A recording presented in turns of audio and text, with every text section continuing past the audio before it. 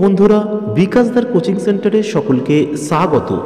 আজ আমি আমার এই ভিডিওর মাধ্যমে কলকাতা বিশ্ববিদ্যালয়ের প্রথম এবং তৃতীয় সেমিস্টারের শিক্ষার্থীদের জন্য রাষ্ট্রবিজ্ঞানের আইডিসি নিয়ে আলোচনা করব। তোমাদের এই আইডিসি পেপারটা কলেজে প্রশ্ন করে এবং কলেজে পরীক্ষা হয়ে থাকে, 50 নম্বরের লিখিত পরীক্ষা হয়। রাষ্ট্রবিজ্ঞানের আইডিসি পেপারের উত্তরের পিডিএফের প্রয়োজন হলে আমাদের স্ক্রিনে দেওয়া নাম্বারে হোয়াটসঅ্যাপের মাধ্যমে যোগাযোগ করতে পারবে। আমার কোচিং সেন্টারের হোয়াটসঅ্যাপ নাম্বার হলো 9007387901। এখানে দশম থেকে স্নাতক শ্রেণীর বিভিন্ন বিষয়ের উত্তরের পিডিএফ পাওয়া যায়। যাদের প্রয়োজন হবে স্ক্রিনে দেওয়া নাম্বারে হোয়াটসঅ্যাপের মাধ্যমে যোগাযোগ করতে পারবে। তোমাদের মোট 6টি অধ্যায় রয়েছে। 75 নম্বরের এই কোশ্চেনের এর মধ্যে 50 নম্বরের লিখিত পরীক্ষা এবং 25 নম্বরের টিউটোরিয়াল হয়। সেই 50 নম্বরের লিখিত পরীক্ষার মধ্যে 5টি 2 নম্বরের প্রশ্ন করতে হয় এবং 2টি 20 নম্বরের প্রশ্ন করতে হয়। তবে 20টি কিন্তু 10+10 অথবা 15+5 এই আকারে বিভক্ত থাকে। 2টি মডিউল থেকে 2টি 20 নম্বরের প্রশ্ন এবং 2টি মডিউল মিলিয়ে মোট 5টি 2 নম্বরের প্রশ্ন করতে হয়।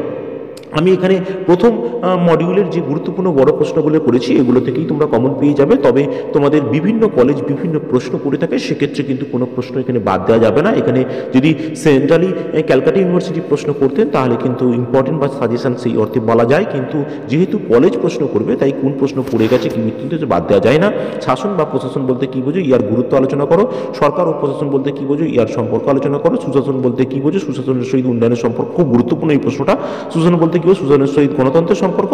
1990 দশক থেকে রাষ্ট্রের ভূমিকা আলোচনা করো। 90 দশক থেকে বাজারের ভূমিকা এবং সুশীল সমাজ বা নাগরিক সমাজের ভূমিকা।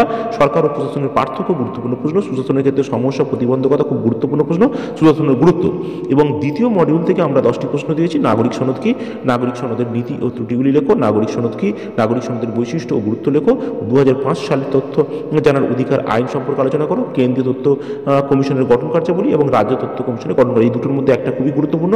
ই গভর্নেন্স বা বৈদ্যুতিক গভর্নেন্স বলতে কী বোঝো, ইয়ার গুরুত্ব এবং প্রতিবন্ধকতা। সবুজ শাসন বলতে কী বোঝো, ইয়ার বৈশিষ্ট্য এবং গুরুত্ব ও প্রতিবন্ধকতা। সবুজ শাসন ও স্থিতিশীল উন্নয়ন সম্পর্ক কী এবং নাগরিক সনদ বাস্তবায়নের বাধা। আর জনপরিষেবা বা পাবলিক সার্ভিস ডেলিভারির সমস্যা ও বাধাগুলি লেখো। এখানে অবজেক্টিভ প্রশ্নগুলো আগে দেখে নাও তোমরা। শাসন কাকে বলে, শাসনের যে কোনো একটি গুরুত্ব লেখো। সরকার কাকে বলে, সরকারের যে কোনো একটি উপাদান বা বৈশিষ্ট্য লেখো। সরকারের যে কোনো একটি উপাদান বা শাসনের যে কোনো একটি উপাদান বা বৈশিষ্ট্য। সরকার ও শাসনের একটি পার্থক্য। শাসন শব্দটি কে ব্যবহার করে থাকে, সুশাসন শব্দটির প্রথম কে ব্যবহার করে। সুশাসনের একটি বৈশিষ্ট্য, সুশাসনের একটি গুরুত্ব। সুশাসন প্রতিষ্ঠার ক্ষেত্রে একটি বাধা বা চ্যালেঞ্জ। সুশাসন বা গণতন্ত্রের মধ্যে সম্পর্ক। নেহেরু ভিশন অ্যান্ড আইডিওলজি বা নেহেরুবাদী রাষ্ট্র বলতে কী বোঝো। বেসরকারীকরণ কাকে বলে। ভারতে কবে নীতি আয়োগ গঠিত হয়। ভারতের অর্থনৈতিক সংস্কার বা নয়া অর্থনৈতিক 3টি স্তম্ভ। ভারতের অর্থনৈতিক উদারীকরণ কী। জনসংযোগের অংশগ্রহণ কী, জনসংযোগের যে কোনো একটি ধরন। জন অংশগ্রহণের একটি গুরুত্ব। জন অংশগ্রহণের একটি চ্যালেঞ্জ বা সীমাবদ্ধতা। জনপরিষেবা বা পাবলিক সার্ভিস ডেলিভারি কী।